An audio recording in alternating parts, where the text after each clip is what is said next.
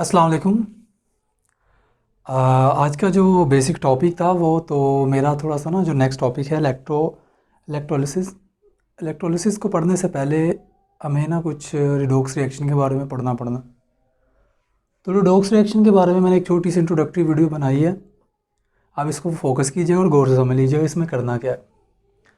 तो redox reaction, अगर आप फोकस करें रिडॉक्स रिएक्शन पे, तो हमारा जो रिडॉक्स रिएक्शन है इसमें एक लफ्ज़ है रिडॉक्स। तो रिडॉक्स का जो वर्ड है इसको अगर हम डिकम्पोज करते हैं, ब्रेक करते हैं, तो इससे हमें दो चीज़ें मिलती हैं। एक है रिडक्शन और दूसरा क्या है, OX ऑक्सीडेशन। तो मतलब रिडॉक्स रिएक्शन ऐसे केमिकल रिएक्शंस हैं जिनके अंदर रिडक्शन भी हो रही है और ऑक्सीडेशन भी हो रही है। सो हम कह सकते हैं redox reactions are actually all those chemical reactions in which reduction and oxidation happen। इसमें ऑक्सीडेशन भी हो रही है और रिडक्शन भी हो रही है। अब इस चीज़ को समझने से पहले हम एक एग्जांपल यहाँ पे मैंने लिखी हुई है, H2O decomposes into H2 and oxygen. ये दोनों गैसेज हैं। अब ये लिक्विड था और ये डिकम्पोज हो गया किसमें, गैस में, और दूसरी भी गैस है। अब ये क्या है, ये भी एक रिडॉक्स रिएक्शन है। कैसे पता चला ये रिडॉक्स रिएक्शन है, वो हमें इसकी डेफिनेशन जब हम पढ़ेंगे उसके लिहाज से मैं बताऊंगा। उसके अलावा थोड़ा सा नीचे आए तो एक और मेरे पास एग्जांपल है, जिंक ऑक्साइड कार्बन रिएक्शन हुआ, जिंक सेपरेट हो गया, कार्बन डाइऑक्साइड गैस की फॉर्म में रिलीज हो गई। तो ये दो एग्जांपल्स हैं। इसको हम डिटेल से जब हम करेंगे तो हमें सारी समझ आ जाएगी। हम कैसे पता चला सकते हैं कि कौन सा जो है वो रिडॉक्स रिएक्शन है और कौन सा जो है वो रिडॉक्स रिएक्शन नहीं है। तो रिडॉक्स रिएक्शन क्योंकि इलेक्ट्रोलिसिस में आते हैं, इलेक्ट्रोकेमिस्ट्री की जो है ये बेस है, तो इसलिए मैंने इलेक्ट्रोकेमिस्ट्री का जो एक टॉपिक है जो मैंने इलेक्ट्रोलिसिस नेक्स्ट पढ़ना है इसके बाद, तो उससे पहले मैंने कहा कि ये छोटा सा एक इंट्रोडक्टरी लेक्चर जो है इसके ऊपर दे दिया जाए। तो रिडॉक्स रिएक्शन को पढ़ने से पहले हम रिडक्शन और ऑक्सीडेशन की एग्जांपल कर लेते हैं। तो रिडक्शन की बात की जाए तो रिडक्शन जो है इसकी 3 डेफिनेशंस हैं। चौथी जो है वो भी ऐड है कुछ बुक्स में, लेकिन वो होती है, हम इसलिए कह सकते हैं कि रिडक्शन जो है 4 इसकी डेफिनेशंस हैं। इसी तरह ऑक्सीडेशन जो है उसकी भी 4 डेफिनेशंस हैं। तो इन डेफिनेशंस को देखते हैं वन बाय वन। पहली है, रिडक्शन में क्या होता है, एडिशन ऑफ हाइड्रोजन। तो बिल्कुल उसका उलट कर दें ऑक्सीडेशन में, रिमूवल ऑफ हाइड्रोजन। बेसिकली याद रखने के लिए क्या है कि आप ऑक्सीडेशन को पकड़ लें और समझ लें कि ऑक्सीडेशन में जो कुछ भी हो रहा है ना, रिडक्शन जो है उसमें उसके उलट होता है। तो जो रिडक्शन है उसमें उसके उलट होता है। तो हम ऑक्सीडेशन को पहले देख लेते हैं। ऑक्सीडेशन में ऑक्सीजन के एडिशन के अलावा बाकी हर चीज़ जो है वो लूज़ हो रही है। रिमूवल ऑफ हाइड्रोजन हो रही है, लॉस ऑफ इलेक्ट्रॉन हो रहा है, ये 2 चीज़ें तो हो गई। अब जब मैं कह रहा हूँ कि ऑक्सीडेशन जो है वो बिल्कुल इन्वर्टेड है, इन्वर्टेड फॉर्म है रिडक्शन की, तो एडिशन ऑफ हाइड्रोजन हो रहा है, रिमूवल ऑफ हाइड्रोजन हो रहा है। अगर इसमें एडिशन ऑफ ऑक्सीजन हो रहा है तो इसमें रिमूवल ऑफ ऑक्सीजन हो रहा है। इसमें अगर गेन ऑफ इलेक्ट्रॉन्स हो रहा है तो ऑक्सीडेशन में लॉस ऑफ इलेक्ट्रॉन्स हो रहा है। इसी तरह जो 2 लेटेस्ट डेफिनेशन नीचे जो मैंने लिखी हुई है सबसे, इस पर फोकस करना ज़रूरी है। Decrease in oxidation state. अब कुछ हमारे पास रिएक्शंस ऐसे भी होते हैं जिसमें ना तो हाइड्रोजन है ना ही उसमें ऑक्सीजन है, तो उसमें हमें कैसे पता चलेगा, ना ही उसमें लॉस और गेन ऑफ इलेक्ट्रॉन्स हो रहा है, तो कैसे पता चलेगा ये ऑक्सीडेशन है या रिडक्शन रिएक्शन है। तो उसके लिए हम ऑक्सीडेशन स्टेट का वर्ड यूज़ करते हैं।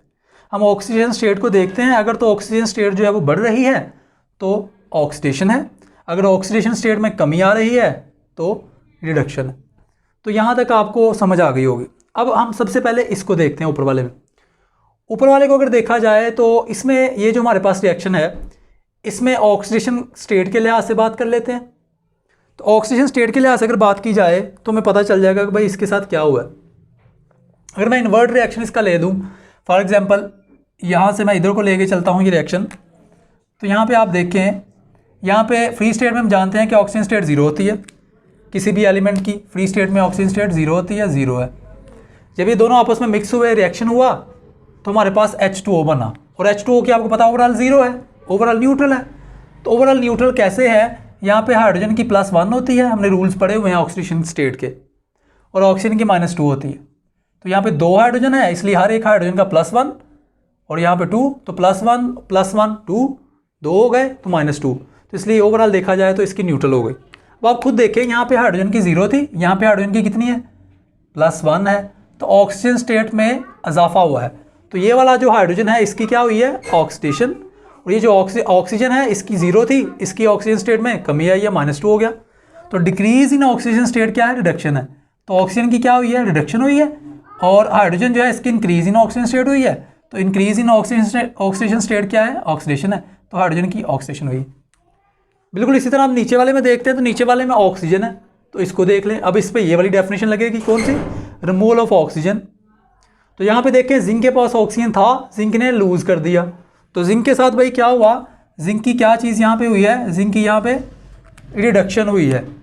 रिडक्शन हुई है कैसे, इसने ऑक्सीजन को रिमूव किया है, तो जिंक की रिडक्शन हुई है। और कार्बन ने क्या किया है, कार्बन ने ऑक्सीजन को गेन किया है, तो कार्बन की यहाँ पे क्या हुई है, कार्बन की यहाँ पे ऑक्सीडेशन हुई है। तो ये हमारे पास बेसिक कंसेप्ट था। अब इन डेफिनेशंस को इधर से भी क्लियर हो गया होगा। अब इन डेफिनेशंस को वन बाय वन हम पुट करते हैं और एग्जांपल्स के साथ समझते हैं। तो सबसे पहले क्या है, एडिशन ऑफ हाइड्रोजन हो तो रिडक्शन होता है, रिमूवल ऑफ हाइड्रोजन हो तो ऑक्सीडेशन होता है। तो इसको समझने के लिए हम क्या करते हैं, हम इस जो डेफिनेशन है उसके अकॉर्डिंग एग्जाम्पल लेते हैं। ये हमारे पास एक एग्जाम्पल है, हाइड्रोजन सल्फाइड क्लोरीन के साथ रिएक्ट कर रहा है, सल्फर सेपरेट हो गया और HCl बन रहा है साथ। अब यहाँ पे देखें ज़रा, हमने क्या देखना है, रिमूवल ऑफ हाइड्रोजन। यहाँ पे हाइड्रोजन सल्फाइड में सल्फर के पास H था, बिल्कुल था।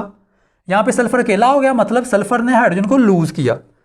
तो भाई इसके साथ यहाँ पे क्या अमल हुआ है, खुद ही बताएं। इसने हाइड्रोजन लूज़ किया है, तो हाइड्रोजन लूज़ किया जाए तो क्या होता है, रिमूवल ऑफ हाइड्रोजन क्या होता है, रिमूवल ऑफ हाइड्रोजन ऑक्सीडेशन होता है। तो हाइड्रोजन सल्फाइड की यहाँ पे ऑक्सीडेशन हुई है। अगर दूसरी ही संबंध में देखा जाए तो क्लोरीन के पास हाइड्रोजन नहीं था, लेकिन क्लोरीन ने हाइड्रोजन ले लिया, तो एडिशन ऑफ हाइड्रोजन क्या कहलाता है, एडिशन ऑफ हाइड्रोजन क्या कहलाता है, रिडक्शन। तो भाईजान यहाँ पे हमारे पास क्लोरीन के साथ यहाँ पे रिडक्शन हुई है। तो ये बहुत ही ईजी है इस चीज़ को समझने के लिए, addition of hydrogen, reduction, removal of hydrogen, oxidation. अब एक एक एग्जाम्पल से समझ आ जाएगा, आप देख लेंगे, आपको पता चल जाएगा रिडॉक्स रिएक्शन है या नहीं है। उसके बाद दूसरा है, रिमूवल ऑफ ऑक्सीजन हो तो रिडक्शन है, एडिशन ऑफ ऑक्सीजन हो तो ऑक्सीडेशन है। इसकी मिसाल भी देख लेते हैं। इस डेफिनेशन के लिहाज से मिसाल क्या है, क्या एग्जाम्पल है, ये मेरे पास एग्जाम्पल मैंने नीचे लिखी हुई है। यहाँ पे देखें ज़रा, ZnO के पास ऑक्सीजन है, कार्बन के पास नहीं है, लेकिन जब रिएक्शन हुआ ZnO ने क्या किया, इसने ऑक्सीजन को रिलीज़ करके जिंक में कन्वर्ट हो गया और कार्बन ने ऑक्सीजन ले ली। अब मुझे बताएं किसने ऑक्सीजन रिलीज़ की। अगर देखा जाए तो जिंक ने ऑक्सीजन रिलीज़ की है और इसने ऑक्सीजन गेन की है। तो जो ऑक्सीजन गेन करता है वो क्या है, ऑक्सीडेशन है। कार्बन की यहाँ पे ऑक्सीडेशन हुई है और जो जिंक है हमारे पास उसकी यहाँ पे रिडक्शन हुई है। इस डेफिनेशन के अकॉर्डिंग भी मिसाल क्लियर हो गई। अब नेक्स्ट जो है वो क्या है, गेन ऑफ इलेक्ट्रॉन्स या लॉस ऑफ इलेक्ट्रॉन्स। इसके लिहाज से देखते हैं भाई क्या हो रहा है। अब ये हमारे पास एक सिंपल सा रिएक्शन है, सोडियम का क्लोरीन के साथ रिएक्शन हुआ, टेबल साल्ट बनता है, NaCl बनता है। सोडियम जब रिएक्ट करता है, when sodium reacts with chlorine, यहाँ पे सिंपली यहाँ पे मैंने ना Cl लिया हुआ है। अब वैसे इक्वेशन बैलेंस नहीं है, अगर आप बैलेंस भी करना चाहे कर लेते हैं। 2 सोडियम के एटम होते हैं और Cl2 गैस होती है और 2 NaCl बनता है, बैलेंस्ड इक्वेशन। लेकिन मैंने समझाने के लिए बस यहाँ पे सिंपल लिखा ताकि ईजी हो जाए इसको अंडरस्टैंड करना। अब यहाँ पे क्या हुआ, ये जो है हमारे पास सोडियम हमें पता मेटल है, और मेटल क्या करता है, हमेशा इलेक्ट्रॉन लूज़ करता है, नीचे लिखा हुआ है। इसने यहाँ पे इलेक्ट्रॉन लूज़ किया और इलेक्ट्रॉन का लूज़ करना क्या होता है, ऑक्सीडेशन होता है। यहाँ पे मैंने लिखा हुआ है लॉस ऑफ इलेक्ट्रॉन्स। सोडियम ने क्या किया, इलेक्ट्रॉन लूज़ किया। अब जो इसने इलेक्ट्रॉन लूज़ किया वो किसने लिया, क्लोरीन ने। और इलेक्ट्रॉन्स का एडिशन क्या कहलाता है, रिडक्शन। तो अब मुझे खुद ही बता दें ऊपर की रिडक्शन कहाँ पे हुई है, सोडियम की क्या हुई है, ऑक्सीडेशन, और क्लोरीन की क्या हुई है, रिडक्शन। तो ये भी हमारे पास रिडॉक्स रिएक्शन, इस तरह हम इसको भी जज कर सकते हैं। ये भी डेफिनेशन फुलफिल आ गई। अब ये जो आर्टिकल है तकरीबन 8th-9th का आर्टिकल है, इसलिए मैंने कहा था कि इसको थोड़ा सा ना ईजिली हम कर लें एक बार, ताकि जब हम इलेक्ट्रोलाइसिस पढ़ें तो उसमें कोई मसला ना आए। इलेक्ट्रोलाइसिस में काफ़ी बार ये चीज़ें आती हैं, ऑक्सीजन स्टेट क्या है, रिडॉक्स रिएक्शन क्या है, कौन सी डेफिनेशन ऑक्सीडेशन की आ रही है, कौन सी रिडक्शन की आ रही है, ये सारी चीज़ें वहाँ पे आनी है।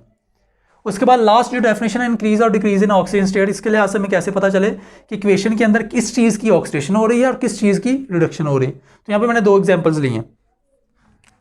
अब इस चीज़ को समझने के लिए सिंपली देखें, हमें पता फ्री स्टेट में कोई भी एलिमेंट है उसकी ऑक्सीजन स्टेट कितनी है, ये फ्री स्टेट में 0 है, और ये हमारे पास कंबाइंड स्टेट में है तो हाइड्रोजन की +1 होती है और हमें पता है हेलोजन की -1 होती है। अब यहाँ पे देखें, ये तो फ्री स्टेट में हाइड्रोजन चला गया, यहाँ पे हमें पता है क्लोरीन की -1 होती है, 2 क्लोरीन है, तो यहाँ पे जिंक की +2 होगी। हमें वैसे जिंक की नहीं पता था, हमें हेलोजन्स का पता था -1 होती है।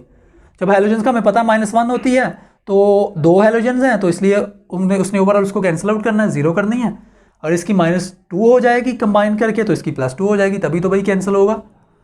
अच्छा, अब आप खुद ही देखें जिंक के साथ क्या हुआ। अगर फोकस किया जाए तो जो जिंक है इसने क्या किया है, जिंक ने इसने ऑक्सीजन स्टेट इसकी बढ़ी है कम हुई है। जिंक की पहले 0 थी, अब कितनी हो गई है, +2। तो ऑक्सीजन स्टेट में इजाफा हो तो क्या होता है, ऑक्सीडेशन होती है भाई। तो जिंक की यहाँ पे ऑक्सीडेशन हुई है। अब दूसरी तरफ आते हैं, हाइड्रोजन के साथ क्या हुआ है, यानी कि HCl हाइड्रोजन से रिलीज़ हुआ, हाइड्रोजन जो है HCl से रिलीज़ हुआ। तो HCl में हाइड्रोजन की +1 थी, फ्री स्टेट में गया, कितनी हो गई, 0। तो इसका मतलब ये है ऑक्सीडेशन स्टेट में कमी आई है। तो ऑक्सीडेशन स्टेट में कमी आने का मतलब क्या है, बहुत ईजी है। ऑक्सीजन स्टेट में कमी आने का मतलब ये है रिडक्शन हुई है। तो यहाँ पे हाइड्रोजन के साथ रिडक्शन हुई है, यहाँ पे हमारे पास हाइड्रोजन के साथ रिडक्शन हुई। तो यह हमें पता चल गया। इस तरह एक और रिएक्शन है यहाँ पे, ये मैंने पहले भी ऊपर बता चुका हूँ, इसको एक बार फिर ले लेते हैं। H2 और ऑक्सीजन आपस में मिलकर वाटर बना रहे हैं, ईजी है। लेकिन यहाँ पे अगर देखा जाए फ्री स्टेट में दोनों, इसकी भी ऑक्सीजन स्टेट 0, इसकी भी ऑक्सीजन स्टेट 0 है। लेकिन यहाँ पे हमें पता है वाटर की ऑक्सीजन की -2 होती है, और यहाँ पे H है तो H की +1 होती है। तो ओवरऑल इसमें देखा जाए तो ये हमारे लिए कोई मुश्किल चीज़ नहीं है। वो ज़रा बच्चे शोर मचा रहे थे तो मैं वहाँ पे गया था ज़रा उनको समझाने के लिए, भाई मैं लेक्चर रिकॉर्ड कर रहा हूँ। अच्छा, यहाँ पे देखें ज़रा, यहाँ पे हमारे पास ये जो है मैंने आपको बता दिया। अब मुझे खुद ही बताएं कि हाइड्रोजन की 0 थी, यहाँ पे कितनी है, +1। तो हाइड्रोजन की ऑक्सीजन स्टेट में इंक्रीज़ आया। जब ऑक्सीजन स्टेट में इंक्रीज़ आता है तो क्या होता है, ऑक्सीडेशन होती है। ऑक्सीडेशन लिख दें यहाँ पे। अब इस ऑक्सीजन को देखें 0 है, इसके ऑक्सीजन स्टेट में क्या आई है, डिक्रीज़ आया। जब डिक्रीज़ आता है क्या होती है, रिडक्शन होती है। तो ये भाई बहुत ही ईजी है हमारे लिए इसको समझना। तो ये छोटा सा एक टॉपिक था, रिडॉक्स रिएक्शंस क्या होते हैं, रिडॉक्स रिएक्शन में रिडक्शन क्या होती है और ऑक्सीडेशन क्या होती है। रिडक्शन की डेफिनेशन 4, ऑक्सीडेशन की डेफिनेशन 4। उन चारों डेफिनेशंस के ऊपर ही वो रिएक्शन हो रहा होता है, तो हमें पता चल जाता है कि इसमें भाई किस डेफिनेशन को जो फुलफिल किया गया है। अब आगे देखा जाए यहाँ पे तो हमारे पास ये मैंने थोड़ा सा लिखा हुआ है, इंपॉर्टेंट है ये, क्योंकि हम जो है इलेक्ट्रोकेमिस्ट्री पढ़ रहे हैं। ये जो हमारी सीरीज़ चल रही है लेक्चर्स की, इसमें इलेक्ट्रोकेमिस्ट्री ही है मोस्टली। तो इलेक्ट्रोकेमिस्ट्री जो है वो क्या है, ऐसी ब्रांच केमिस्ट्री की जिसके अंदर हम इलेक्ट्रिकल एनर्जी को शिफ्ट करते हैं, कन्वर्ट करते हैं किसके अंदर, केमिकल एनर्जी में, या तो केमिकल एनर्जी को शिफ्ट करते हैं किसके अंदर, इलेक्ट्रिकल एनर्जी में। दोबारा सुन लें, इलेक्ट्रोकेमिस्ट्री में हम किस चीज़ की स्टडी करते हैं, हम स्टडी करते हैं कि किस तरह केमिकल एनर्जी इलेक्ट्रिकल एनर्जी में शिफ्ट हो रही है, या किस तरह केमिकल एनर्जी इलेक्ट्रिकल एनर्जी में शिफ्ट हो रही है। तो इसके अंदर हम ये चीज़ डिस्कस करते हैं। तो इसके अंदर 2 और रिएक्शंस आते हैं, ये भी मैं आपको जनरली बता देता हूँ। स्पॉन्टेनियस रिएक्शंस होते हैं और नॉन स्पॉन्टेनियस रिएक्शंस होते हैं। इससे जो पिछला हमने लेक्चर पढ़ा था इलेक्ट्रोकेमिकल सेल, उसमें हमने डेनियल सेल पढ़ा था। तो उसके अंदर क्या कौन सा रिएक्शन हो रहा था, स्पॉन्टेनियस रिएक्शन। स्पॉन्टेनियस रिएक्शन वो होते हैं जो खुद ब खुद हो जाते हैं। यहाँ पे मैंने लिखा हुआ है spontaneous reaction happens on its own, they need no external existence. इनको कोई भी एक्सटर्नल एग्जिस्टेंस की ज़रूरत नहीं होती, कोई भी इंसिस्टेंस इनको नहीं चाहिए होती, कोई भी बाज़ अमदाद इनको नहीं चाहिए होता। तो स्पॉन्टेनियस रिएक्शन खुद ब खुद हो जाते हैं। तो जो हमने डेनियल सेल पढ़ा था वो स्पॉन्टेनियस रिएक्शन था, खुद ब खुद ही हो रहे थे, हमने कोई उसमें एक्सटर्नल असिस्टेंस नहीं दी थी। अगर बात की जाए नॉन स्पॉन्टेनियस रिएक्शंस की, तो नॉन स्पॉन्टेनियस रिएक्शन जो हमने, अब हमारा जो नेक्स्ट आर्टिकल है जो मैंने बताया इलेक्ट्रोलाइसिस हमने पढ़ना है। तो इलेक्ट्रोलाइसिस के अंदर नॉन स्पॉन्टेनियस ही रिएक्शन होते हैं। ये वो रिएक्शन होते हैं जिनको करने के लिए हमें कोई ना कोई एक्सटर्नल हेल्प देनी पड़ती है, कोई ना कोई एक्सटर्नल हमें इमदाद करनी पड़ती है ताकि वो रिएक्शन हो जाए। तो हम क्योंकि इलेक्ट्रोकेमिस्ट्री पढ़ रहे हैं तो नॉन स्पॉन्टेनियस रिएक्शंस जो हैं, नॉन स्पॉन्टेनियस केमिकल रिएक्शंस जो हैं, इनको करवाने के लिए हम बिजली का इस्तेमाल करेंगे, हम इलेक्ट्रिसिटी का इस्तेमाल करेंगे। तो इलेक्ट्रोलाइसिस जो हमने पढ़ना है, इलेक्ट्रोलाइसिस एक्चुअली होता क्या है, इलेक्ट्रोलाइसिस एक ऐसा प्रोसेस है जिसके अंदर हम क्या करते हैं, इलेक्ट्रोलाइट के अंदर से करंट पास करते हैं। क्या पास करते हैं, इलेक्ट्रोलाइट के अंदर से हम करंट पास करते हैं, और जब करंट उस इलेक्ट्रोलाइट के अंदर से पास होता है तो वो क्या करता है, वो स्टिमुलेट करता है किस चीज़ को, मोशन को। किसके मोशन को, जो इलेक्ट्रोलाइट के अंदर चार्जेस हैं। तो यही हमारा बेसिक पर्पस है। और ये जो इलेक्ट्रोलाइसिस होता है किस सेल में होता है, इलेक्ट्रोलाइटिक सेल में। तो अब हमारा जो नेक्स्ट टॉपिक है वो इलेक्ट्रोलाइसिस पे है, इसके रिलेटेड इश्यूज से है, और साथ हमारा जो है वो इलेक्ट्रोलाइट्स क्या होते हैं वो भी मैं साथ साथ ही बता दूंगा। तो ये हमारा एक छोटा सा टॉपिक था। इसके बारे में अगर आपको कोई भी क्वेश्चन हो तो कमेंट सेक्शन में आप पूछ सकते हैं। थैंक यू सो मच, अपना ख्याल रखिएगा, अल्लाह हाफिज़।